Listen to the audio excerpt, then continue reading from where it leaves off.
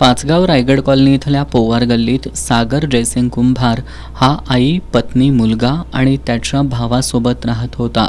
सागर कुंभार हा चार्टर्ड अकाउंटकडे नोकरीला होता, तर त्याचा भाऊ वैभव कुंभार हा बेरोजगार आहे. हे दोघे भाऊ व्यसनी असल्यानं त्यांच्यात वारंवार भांडणं होत होती. 4 दिवसांपूर्वी वैभव कुंभार यानं केलेल्या मारहाणीत जखमी झाल्यामुळं त्याची आई परगावी गेली होती, तर सागर याची पत्नी मुलासोबत रक्षाबंधनासाठी माहेरी गेली होती. आज दुपारी 3 वाजण्याच्या सुमारास हे दोघे भाऊ घरी होते. दोघांनीही मद्यप्राशन केल्यानं त्यांच्यात पुन्हा वादावादी झाली. यावेळी वैभव कुंभार यानं त्याचा भाऊ सागर याच्या डोक्यात घरात असलेला दुचाकीचा पंखा घातला. यामध्ये सागर याच्या डोक्याला मोठी दुखापत होऊन यातून मोठ्या प्रमाणात रक्तस्राव झाल्यानं त्याचा जागीच मृत्यू झाला. या घटनेमुळे परिसरातील नागरिक मोठ्या संख्येनं घटनास्थळी दाखल झाले. त्यांनी याची माहिती करवीर पोलिसांना दिली.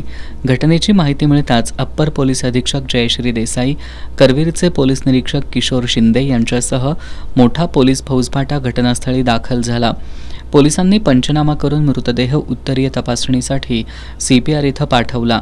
या ठिकाणी मयत सागरच्या मित्रपरिवारानं मोठी गर्दी केली होती. दरम्यान या प्रकरणी गुन्हा दाखल करण्याचं काम करवीर पोलिसात सुरू होतं.